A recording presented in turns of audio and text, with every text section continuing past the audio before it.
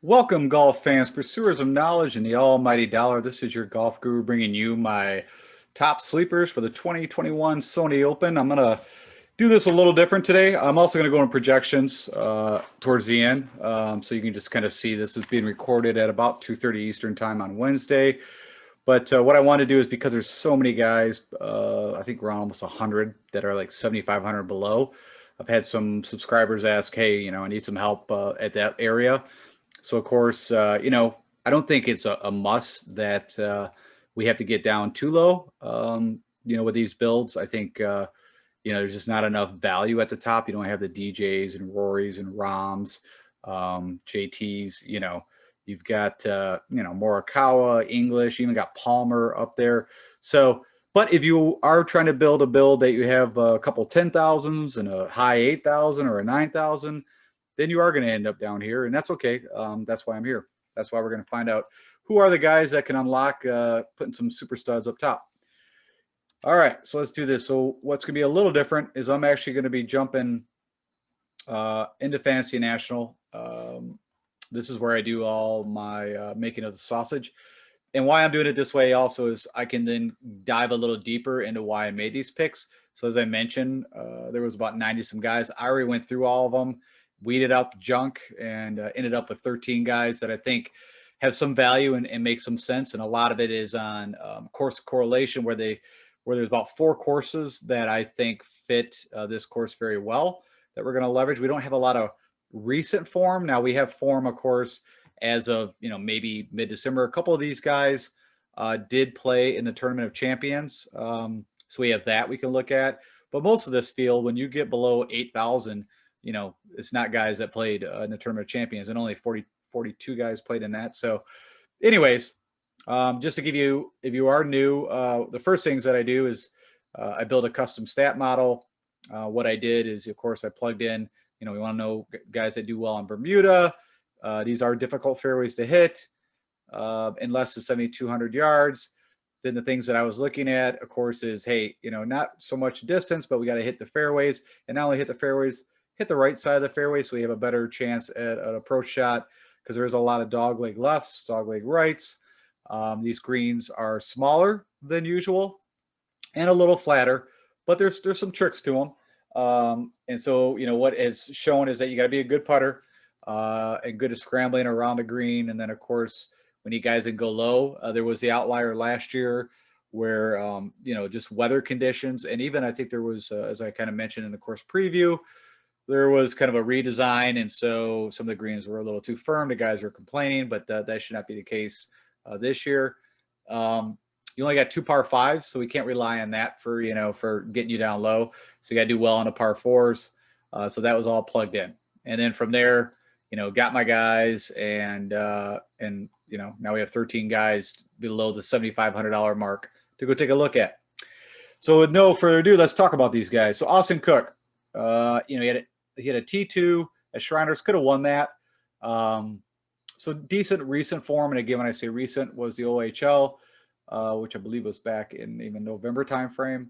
Well, it was Michael, but I think it was actually, I take that back, December. He has played here once. He had a T18. Most of these guys that you're going to see should be green on this end. This means that their stroke gain over the last 24 rounds or shot gain is trending in the right direction or not in the red. There is going to be a couple in the red, but I'll explain why we selected them or why I selected them. So let's go to Austin Cook real quick, and this is why I'm doing it this way, so I can show you a few things that you typically don't get to see when I do like sleepers. But first thing, he is a positive. His best putting surface is Bermuda. From a wind conditions, I did pull up the wind. It looks like round 1 Thursday is going to be a little windy, and on round 4. Now, again, this is, you know, days out, but I'm just giving you what we know today. Could be up to, I think, 18 to 20 knots on Sunday. So Sunday looks, the final round actually looks possibly could be the worst. And that's really what only thing that protects this course, you know, except for there is, if you get off the beaten path of the fairways, and they're not the widest fairways, you might have some troubles. Okay, so the courses that I specifically want to look at for these guys, there's 4 of them.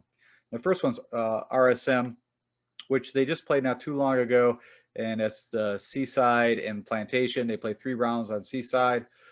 And if you look, Austin Cook won there in 2017 and then had 11th and a 61st. Now, this past recent year, he missed the cut. But other than that, we know he can play that course.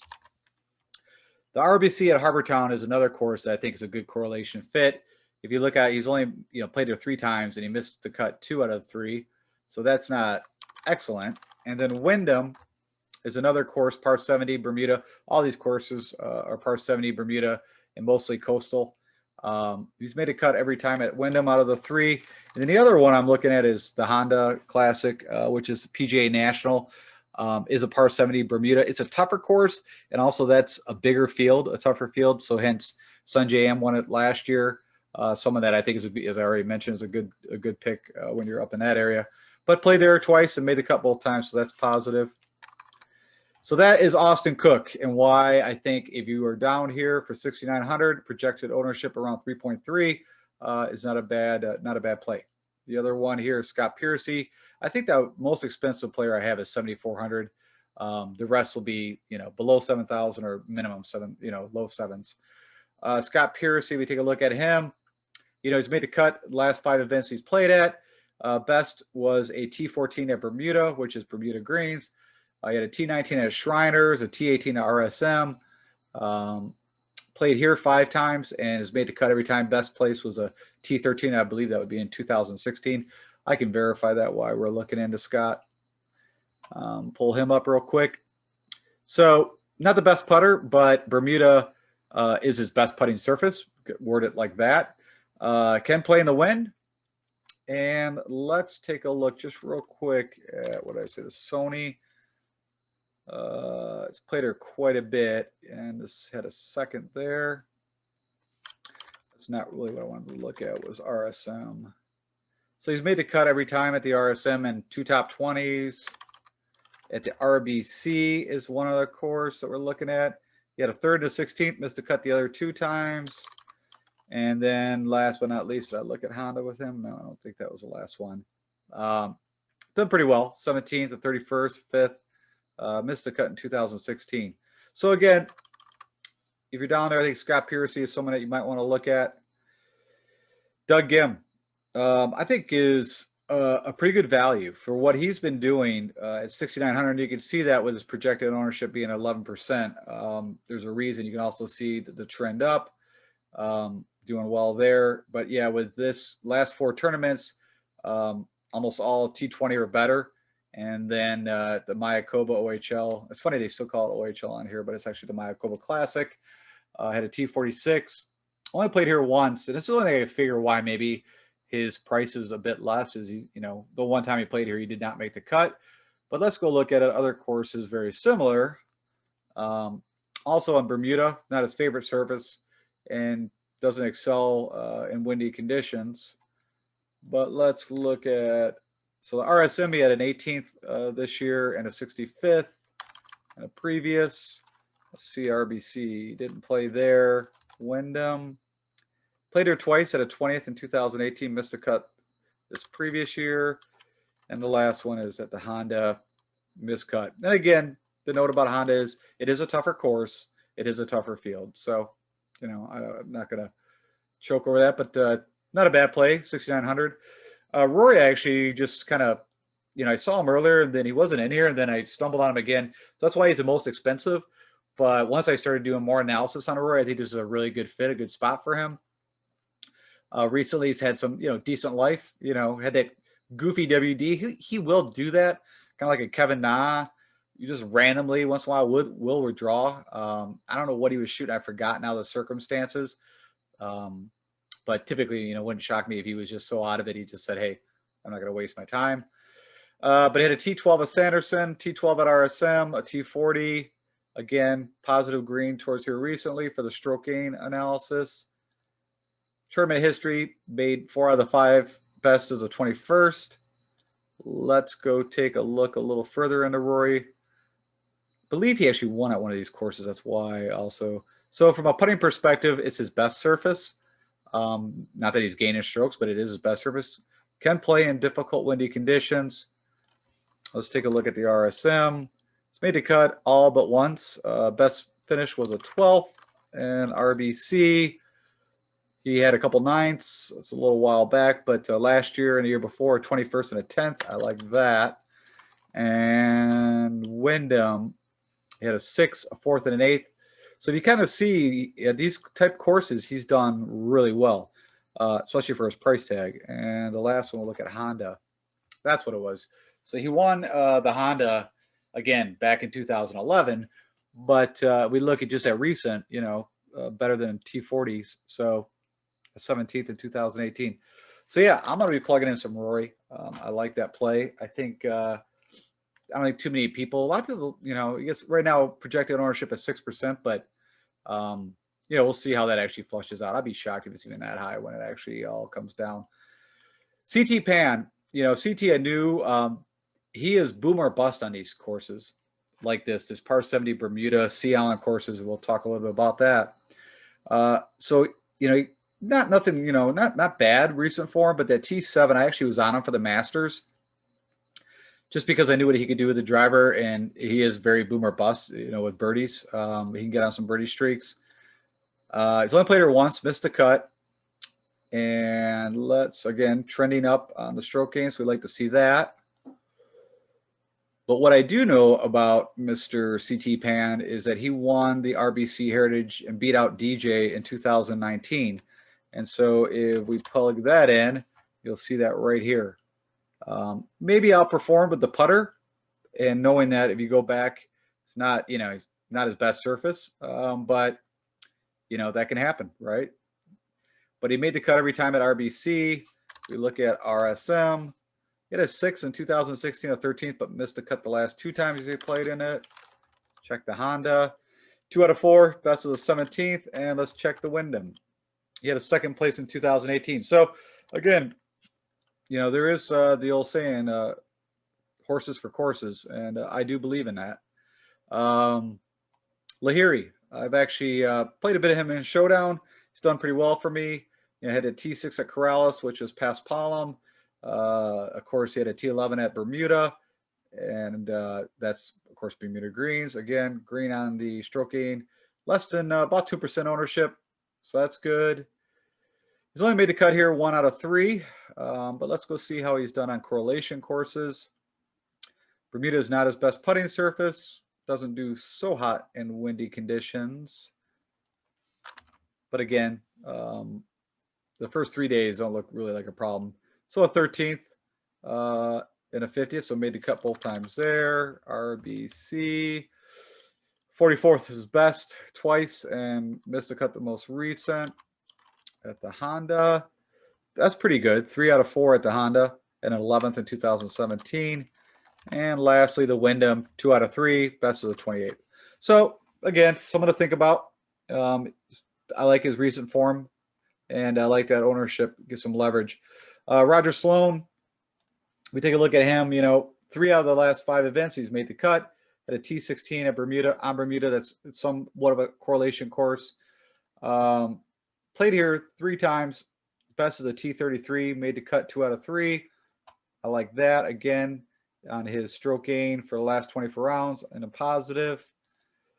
Let's dive into a little more details. So Bermuda, not his best surface, but can play in the wind. Let's take a look at the RSM. They had a 23rd, as we mentioned recently. 70th in 2018, missed a cut in 2014. RBC, miss. The Wyndham, 31st to 39th and a miscut, so that's not bad. And let's check out the Honda. Played it twice and had a 30th in 2019. So again, I just keep reemphasizing, if you're down here, no one's going to be perfect. But can they have, has it shown in the past on these type of courses, they can excel at times? And the answer is that's all these guys that I'm picking. Bo Hoag just recently started to pick the game back up. You can see that right here with the green. With these last 2 finishes at T23 and T30. And last year he had a T9 here, so that kind of pricked my ears up. Less than 2% owned. Let's go take a look. So his best putting surface is Bermuda. That's good. Can play to win. That's good. Let's take a look at the RSM. Played it twice, made a cut both times. Best was a T30. And let's see, the RBC, never played. The Honda, missed a cut both times. And at the Wyndham, played it once this recent August and had a 42. So, you know, again, that's what we're looking for. Some positive things that we could say, hey, we're going to be down here, and to pick someone below 7K, those look like a lot of good indicators. Hank Laboda had that run there. I don't know how many tournaments it was before he missed the cut here at RSM, but was, you know, doing well and still trending on the, you know, upward path, still solid. Been here twice. Best is a T43, missed a cut last year. Let's go take a look at Hank's other things. So Bermuda, not his best putting surface. And the wind. Let's dive into RSM. Made 2 out of 3 cuts. We'll say around 30th is his best position. Nothing at the RBC. At the Honda, he played it twice, missed a cut last year, but had a 70th the year before. And let's take a look at the Wyndham. Played it twice, best finish with a 42 last year. So again, you know, some positive things there. I'm not super psyched about that, but as you saw when he was CT Pan, I mean, you know, you can't put a ton of stock into this, but it's just, you know, if you have a bunch of check boxes you're going through, you know, that's all we're trying to do is get the best possible indicators that these guys could have a good weekend. Brandon Grace, you know, he was not the greatest 2020 season, but is a good pedigree. You know, if you look over his life of work, he's done a lot of good things. Why I dove into him a little bit more was, yes, this recent is showing something positive, but he did have a T13 here last year. Also, he played recently on the European Tour. I believe it was at the World Tour DB Dubai, whatever it was.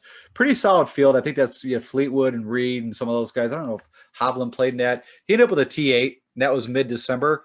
So, you know, the game seems like it's pretty solid right now if you look at just over the last few months. You know, this is his best putting surface, but he's still not, you know, gaining a ton on it. Not so great the win from those. But let's look at some of the correlation courses. Had a 30th to RSM. He actually won the RBC back in 2016 and had a 7th before that. So again, you know, then 11th. You can kind of see where his game probably started to falter a little bit. But again, good course fit for him. Take a look at the Wyndham. 2 out of 3, best of the 47th. And lastly, the Honda. Played it twice and had a 71st way back in 2013. So again, I like some things I've been seeing out of Brandon and somebody that you might want to look at. Russell Knox, and also ownership below 3%. You know, Russell Knox has, you know, had some, you know, out of the last 5 tournaments, almost better than a, you know, 20th or better. So that's solid to see. And also he's played here 4 times and pretty solid course history. Also, again, trending up on the stroke gain. And we go just dive into some more details. You know, Bermuda, not his best putting surface, but can play in the wind. And let's go look at our correlation courses. So pretty solid at the RSM. Missed a cut twice out of 6 attempts. Best finish was 2019 of 20th. Let's take a look at the RBC. Had a second. Had a second in 2016, but missed the cut the last 2 years. So, you know, you kind of do what you want with that, but, you know, again, good course fit. Made the cut last 3 times at the Wyndham. That's good. And at the Honda, had a 2nd and a 3rd. So he likes that course. He likes PGA National. But again, you know, miscut the last time. So again, some positive signals. You know, I'll probably try to get some Russell Knox in. Andrew Landry. So why is Andrew in here? So I like what he did here at the RSM, and I'm going to dive in even a little more details about that. But, you know, last 5 tournaments, made the cut. 3 of them had a T4. And again, we're looking at, you know, less than 2% ownership, $6,700. He's not made a cut here every time, the 3 times he's played. So, you know, that's a little concerning, probably, you know, but Bermuda is his best putting surface. Not the best in the wind. But let's look at the RSM. This is what I liked. 2 4th place finishes. So it wasn't a fluke. And it wasn't done by just putting. And I've got even more details we'll look at on that. So 5 times played there, made the cut 3 times. At the RBC, made the cut every time. 33rd is his best. At the Honda, missed cut both times. Again, tougher field, tougher course. And lastly, at the Wyndham, best place was the 19th in 2019, but made the cut every time. So that is why I like Andrew Landry. And lastly, Brian Gay. Of course, won at Bermuda here recently. And also he played in a Tournament of Champions at a T29. Also, who's the other? Oh, yeah. And Landry played in the Tournament of Champions. So we've seen these guys recently, and they've, done pretty well. This, pretty strong field. So out of 42 guys, a 29th, 38th out of Andrew Landry. But, hey, they were there. Let's jump into Brian. So I already know, Brian, they call him Bermuda Brian, does really well on Bermuda, can also play in the wind. You look at all these, a lot of missed cuts, but recently, recent form, decent. We don't need his, be lengthy. We just need him to hit fairways, greens, and makes his putts. It's done well at the RSM. He had a 3rd and a 4th. I mean, that's a while ago, but, a 3rd in 2017. Missed a cut in 2019. Let's check out RBC. Missed a cut recently, but, some decent. Had a 6th, a 70th. So, again, I think it's definitely a course fit for him. 6 at the Wyndham, missed cut the last 2. So you can see his game kind of last couple years. That win at Bermuda kind of came out of nowhere. So, welcome to golf volatility. And then lastly, let's take a look at the Honda. Played that a ton. 20th would be his, best recent as 2019. All right, so that's 13 guys for you to consider when you are down in this area, and why that I'm going to be considering them. Also, I just was going to pull up, this is the RSM that we're looking at here. And I just, just to dive in a few more details of what these guys did. So we mentioned Andrew Landry had the T4, had a great Sunday, and, was just solid everywhere. I really like the approach that's going to be key here, and didn't gain. So really what I look for here is, as I kind of mentioned, is, it's not all gain with the putter, where if you look at like Patty Kazire, he led the field in putting, and Patty's a good putter, but, when you see like, negative almost 5 strokes of approach, he's getting it all done with the putter. That's not exactly what I look for when I'm picking a guy. If we look at Rory, solid across the board, strong with the putter, but, gained 6 strokes total. It's pretty solid. I mentioned Roger Sloan. I highlighted him here. When you look at off the tee numbers, I just want to clarify this, that if it is negative, especially if it's only negative 0.17, he's not long off the tee. And so distance is a big factor, right? I mean, if you look at DeChambeau, he always leads the field off the tee most times because he's hitting the ball the first, getting the most advantage. But this course is not what we're concerned about. We're concerned about guys that actually hit the fairway. And it's no biggie if you're only, it's only 7,000 yards. So if you're only hitting it 275, 280, but you're in the fairway, you should be good to go on most of these holes. There's not a ton of length on them. But yeah, tee to green was solid. Scott Piercy, we talked about. Let's just highlight him real quick. Yeah, approach was but that makes me a little concerned when I see that around a green higher, just because it means he's chipping it in probably at least once or twice, and he led the field around the green.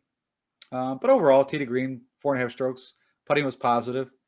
So yeah, there's just a little more kind of things to look at for just to kind of support what I was talking about here. Okay, I think that's it. Let me know, as I said, it's a little different way than I usually present, what I'm doing, but I just kind of want to do a little more, show you a little more, I guess, how the sausage is made than just, hey, here's the guys I picked and just talking briefly about them. And also then you can look at that stuff and kind of make your own decisions. But if you're new to my show, I would greatly appreciate it if you'd subscribe. We're almost at 100 users, woohoo, or 100 subscribers. I've only been doing this 4 months as in actually sharing this. Been doing this on my own for quite a long time. But I just thought, hey, if I'm doing the work, I might as well share it with some other folks. Hopefully they get value out of it. So if you click the like button, I'd appreciate it. Share it with anybody you think might be interested. If you have any questions, you can, of course, hit me up on YouTube. I will respond there. But I'm also on Twitter. I check it periodically through the day. So if you have any questions regarding betting or maybe who you start this guy over that guy or whatever it is. If I can help, I will definitely send you my opinion. That's what it is. As we all know, again, predicting this stuff is crazy, but we've been pretty solid. We've been doing pretty well. So let's just keep it going. So with that said, may all your lineups be live and cash income this weekend.